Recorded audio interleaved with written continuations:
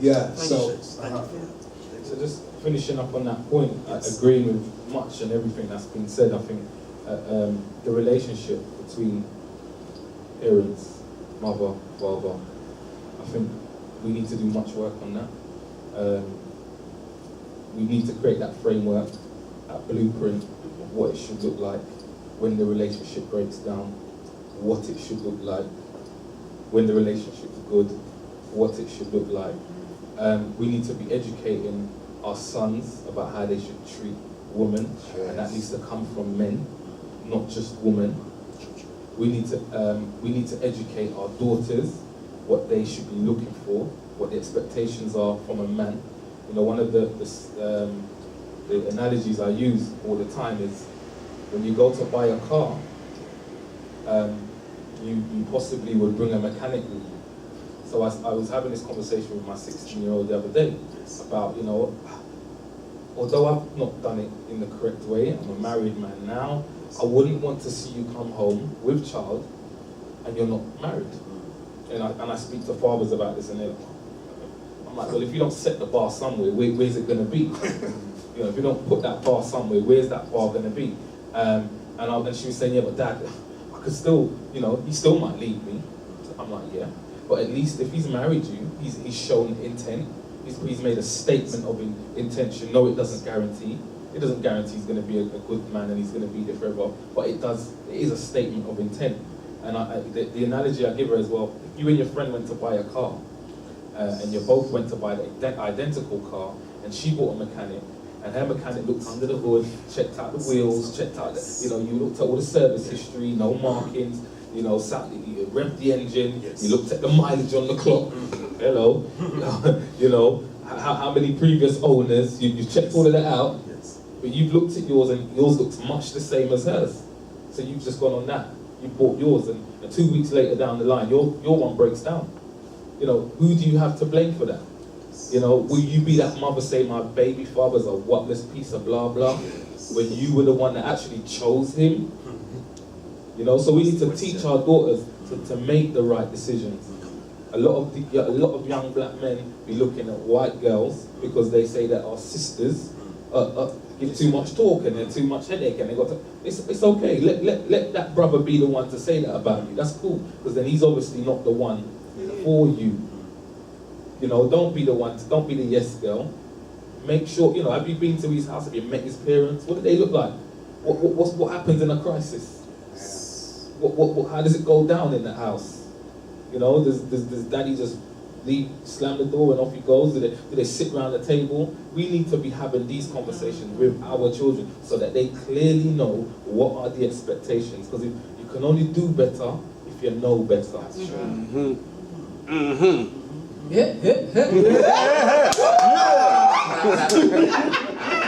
like that? And it's true, we can only do better if we know better. And I'm just thinking about the courting period. You know, when we first meet somebody, because normally when I was a teenager, let me speak for me, when I was a teenager, if a man looked good and he could dance good and he had nice shoes, yes, he was all right. Okay. But you learn with time, that's not enough. You need to have a conversation, right? And you need to talk to his family, because when two people get together, it's not just those two people.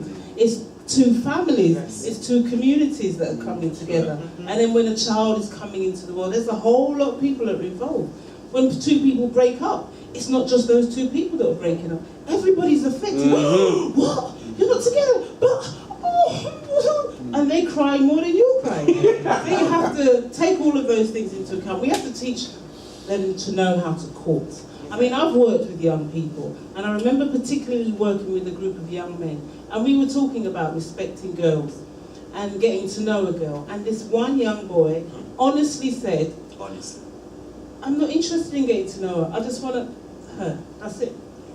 He said it just like that. And so then from that point we had a conversation, you know, and got him to think about the future, and got him to think about, well, you know, what if some man had done that with your mum and you were the result of that? How does that feel? And you do that and there's a baby that comes, and asking lots of, think about the future. It's not about this gratification that you get now.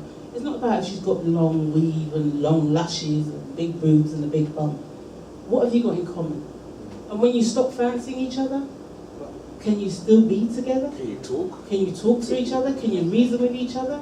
And have you agreed that if you have an argument, who are you going to go to? You're going to go to your mum, you're going to go to my mum, your dad, who are we going to talk to? We're having a fight, we can't work it out, can somebody help? And who's going to come and help? You know, because we need that. Because people are always going, oh, it's not my business. It's your business. Damn we right. need to be each other's keeper. For real. We do. If we can't say it takes a village to raise a child and then go, it's not my business when you fight. That's not a village. No, that's not a village. We have to get involved. You have to say, that's my business. Why are you fighting? And listen. And just sometimes they just need somebody to say, listen, and you speak. Now you speak. And then at the end of that could sometimes be all it requires. But courting, get our young people to know how to court. And it maybe even have somebody accompany them when they're, do you know how they used to have somebody walking behind? Yeah, chaperone, that's it. Yeah. Just throwing things out in the pot, you know, let's think about it. You know, nothing's impossible. We're not doing it on our own. We're making too many mistakes. So now let's bring people in. Maybe we need chaperoning. Maybe we need to have all of those We need things. arranged marriages. Maybe. I agree with that. And nothing wrong with that. You see, the thing is this, I don't know whether it's because of how I view the situation or what. However, I still want to bring us back to this point of, in the meantime, as Ayanna Van Sant talks about in her book, in the meantime. Because we know what the ideal ought to be, and there's nothing wrong with utopia. But in the meantime, while we have the youngster who genuinely believes that sex is more important than love and commitment, when we have the youngster who still believes that because of their bad upbringing, the lack of love in their life, they find it easy to see gratification everywhere else but inside the family unit. How do we, in terms of practical tools now, address that harsh reality in 2030? Do we have any thoughts on that? Because I'm genuinely concerned about those who do not have the support system that we alluded to earlier on. Those who don't have the father who will be on location, taking care of business, or the mother who will sacrifice her time and energy, or the parents who will be on site. What about those, which are most of our children at this time, who are going through harsh realities in the United Kingdom, who then look at the American music videos for consolation? So, as we begin to wrap up this discourse, I want to ask us, what impact do we think music, or entertainment in particular, has on the perception of reality of quote-unquote young people, as we begin to wrap up our discussion? Perhaps I don't know whether you have any thoughts on that in terms of the impact of music or entertainment generally, and how it shapes their perception of reality. Well, all things that affect a person actually impacts them, because we are products of our environment. So the music does play a significant part. And again, to me, it's down to people who share the environment, their parents, their peers, and so forth. And you also asked about, what can we do in the current situation concerning the problems. And I think, as one of the gentlemen here mentioned, we're already doing it. We just need to signpost people to the organisations. There are quite a few organisations out there. It's spreading the word as much as possible, using whatever network.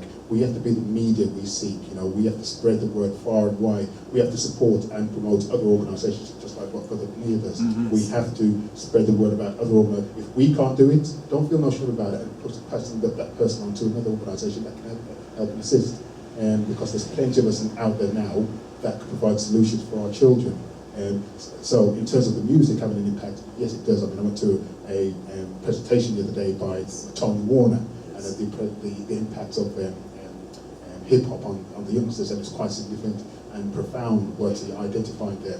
But I think we all know the answer to that, is that it does have an impact. So it's up to us to shape their environment and to be there for them, signpost the children. And if we can't help them, put them in touch with the organisation. Thank you, Perez. David, what do you think? Same question. Definitely, the music has an effect. I mean, in my household, I don't watch any music videos. I don't really listen to the radio, although I have a daughter who does, and that, then exposes my younger boys to some of the stuff, but they're not overly exposed, and regardless of that anyway, they'll hear it outside the home. And so that's, so it really does boil down to your principles at home. It's difficult when we're talking about the families who don't have the blueprint in place, or they haven't, or they're just, you know, not in line and in tune with what needs to be done. That's the difficulty. As Bevis has said, there are organisations there. Unfortunately, this type of work isn't always funded. So there has to be a willingness to do that work. Yep. So for example, just before I came here today, a man old enough to be my father spoke to me about a situation with his son. And he was really just a cry for help. And I knew it was a cry, so I said, give me your son's phone number. And I've offered him the opportunity to do an intervention, to sit between the two men, and for this to be sorted out. So there needs to be a willingness for organisations, regardless of if they're getting paid or not, to do that. Yeah. Difficult for my wife, who, when my phone rings at 10, 11 o'clock, I'm willing to take the call. But we need soldiers. Exactly. And you know, Action in the Community, the organisation I haven't mentioned, which I founded, was launched based on that concept. We can't sit down and wait for money to do things that we as a community know how to do. We get there's millions of pounds being dished out in this country for projects. And when you look at the people who are running these projects, they can't communicate with our young people. They walk in the room and there's no respect for them. They don't even have to open their mouth. They're not going to respect you. So there needs to be a willingness, as Bevis has said, for us to say, well, I can't do that. But I know that in Luton, they can, and there is someone that can do that. We have the network. We need to. Why isn't there a black directory that we all know about, and we just know it. We don't have to ask, oh, where is it? And there isn't one there, and one somewhere else. But we need to all know that there's a directory of organisations. It doesn't matter how much. There could be 50,000 doing fathers. Put them all in there, because one of them is going to be closer to you than it is to you than it is to you. Put them all in there. We need to work together, and ego. Jerry. Okay, God bless Jerry. Just everyone the same feedback, yeah. Just going back to the point you raised earlier about the institution being business, and we are the inspiration for change. Yes. Then, if that is true, then we are that village nucleus. Okay. And we have to inspire that mediation that we're talking about.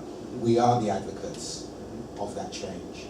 And yes, if it's about the funding and the business side of things, then we have to expect that some of the work that we do in the community has to come with a little bit of self-sacrifice. As far as music, I love social commentary. So it's about what you listen to. And if it's about what your parents listen to and that's passed down, then definitely I like anything with a conscious lyrical vibe to it. So I don't subscribe to any old kind of music with rash lyrics and cursing and so on. But it is about that nucleus. We are that village nucleus, and the village starts somewhere with that seed growing and bringing forth fruit. Yes, the village, the nucleus, it starts with us moving outwards. I was thinking about the music question, and so my daughter at one point was listening to certain rap music that had swearing in it, but she would never listen to it with me around. Right. She said, "Oh no, Mum, you can't listen to that. It's got swear words in it." I thought that was. She would never swear in front of me.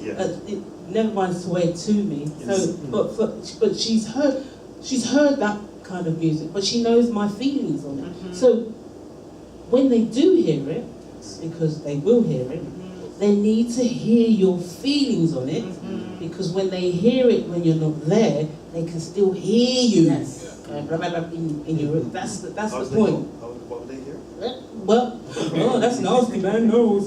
Do you know, when she watches things and people are, oh, that's nasty. Why people do things like that? I'm like, yes, my friend. That's my daughter. Because in the films as well, I mean, actresses are becoming prostitutes. It's soft porn, a lot of it, you know?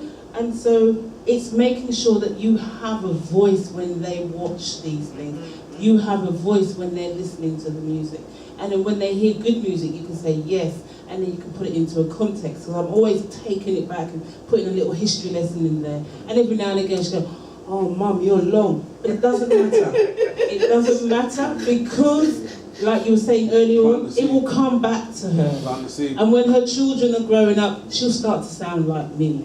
Now she said, no, I'm not going to be like my mum. But she will, because I'm like mine. And my mum, and you know what, if I'm half as good as my mum, I'm a good woman. And I'm hoping that, you know, so we just plant the seeds. Even if they're listening to the bad music, you talk to them about it. You talk to them about why swearing doesn't get you what you want. Why people just shut off as soon as you start swearing. They shut off as soon as you start shouting. If you want to get your message over, the best way to do it. Yes, music has listen, if we're in a bad mood, you put some music on, it can soothe you. If you want to get jeered up, you put certain music on, you start jumping up and down. So music affects us directly, in the moment, just like that. You know, I wanna rule my destiny. Uju Bantu. I play that before I'm going to an interview. I want to rule my destiny. Sing that to myself. It's affirmations, isn't it? Repeating it, and then it happens. So yeah. Checks in just at the end, especially the music. Any thoughts in terms of practical tools or any thoughts on the music as we begin to wrap up? Yeah, in terms of music, music has a huge effect in, I would say, how our children see and view the world. And especially in this time right now, everything's so sexualized. You know, before they can even, you know, with the technology as well, you know, it's no longer just about the television anymore, or, you know, it's on the phone, it's on the DS, it's on everything. The underground. Everything, it's just everywhere, just, you know, subliminal messages just all over the place, sexualization all over the place. They're just like, it's sending our children like almost on this crazy, mad roller coaster ride that just will not end, to the point that we've forgotten how to breathe. We've forgotten how to be silent. And we miss the key important points in our lives that we need to concentrate on. And that in itself is very, very detrimental, because we're missing key things that we should be paying attention to. And it's almost if it's constructed like that on purpose to distract us of what our focus should be. Yeah, very much, exactly. It is very much about numbing the mind, about the paralyzation of what we should be focusing on. And that is very destructive and detrimental in terms of what we need to do. Because as a people in crisis right about now, what I'm finding is, even though there's austerity and there's different things going on with us, I'm actually finding what's happening is that we are coming closer together as a people, because we are compelled to. And if we do not pay attention with what's going on now, we're not going to be around. So we've got no choice but to do something. And it's about, oh my gosh, what should we do? We know that we've got different organisations out there doing the hard work. Most of them do not get any funding, but they do it for the love of what they want to see to happen in the future. It's not about the now. It isn't about instant gratification. It's about the future. How are we going to free ourselves from this little square box that we have been conveniently placed into? How do we break free from that? You know? Can I, before you go, 'cause I know you want to go last, I just want to quickly say, Yes, please.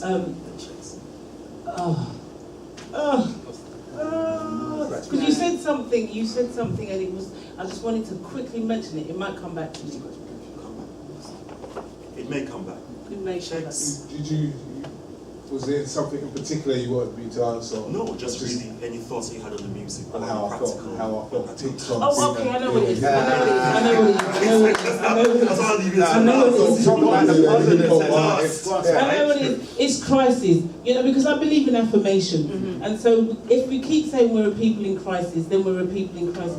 We're a people in transformation, and we're moving. That we've reached the peak, and we're moving upwards. That's it. It was just that point. We're a people in transformation, and when there's change coming, it seems like everything is crazy and mad, but it's positive, and we're there, we're strong, we're standing, we're not in crisis, we're in transformation. That was it.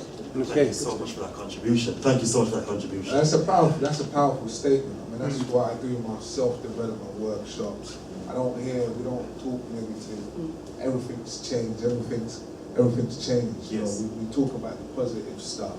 But I mean, funny enough, I use hip hop, you know, shock and horror to some of you, to educate some of my young people. And you wouldn't believe it. It's, you know, but I mean, this is a thing. Mainstream hip hop, yes, it's been saturated. Maybe there's a purpose, plot. Sometimes I'm not big into conspiracy theories, but that kind of catches my attention because I do wonder. When I grew up, I could hear a Mobb Deep, real dark, you know, go kill that guy. And then I'd hear Public Enemy, and then I heard Tribe Called Quest. Those are who I grew up. I had this whole rounded experience. But what we're seeing now on TV, and it's not just music. Someone mentioned films, you mentioned all the buses.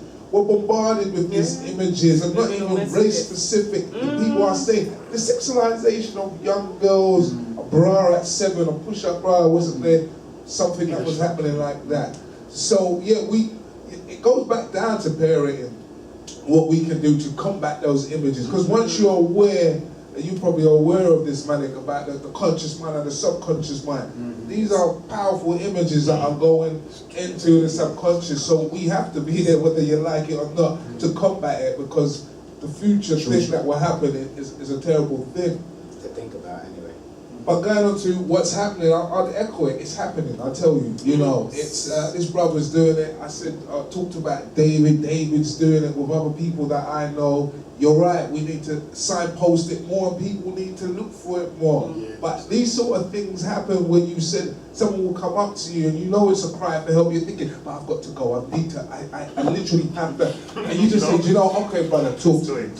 Tell me your story. Yes. But the blessing is this, because as you're talking and you're talking about funding and it's different people, I'm kind of blessed. I always got my ear to funding. Money seems to come to me. So when I'm thinking, I need to get money this way. I need to divert some of that money. So on one hand, you're giving away something for free, but the blessings come back to you. Because all I'm thinking, how do we get this brother's money? How do we get that? So that's why I say it's happening right here. You know, you're right. It needs to be signposted, but just ask people. And yeah, I've got Nia just jumping around. No, it's wonderful. No, Shakes, thank you, because I was very interested to hear your perspective as someone who is active in the field. As we continue to do the work that we do in our various groups, organizations, and individuals, and as we create a new paradigm, a change in narrative, the good news is that the work is being done. Yes. You know, irrespective of how we approach it, the aim is the same. And that in and of itself is always a beautiful thing. No doubt moving forward for 2014,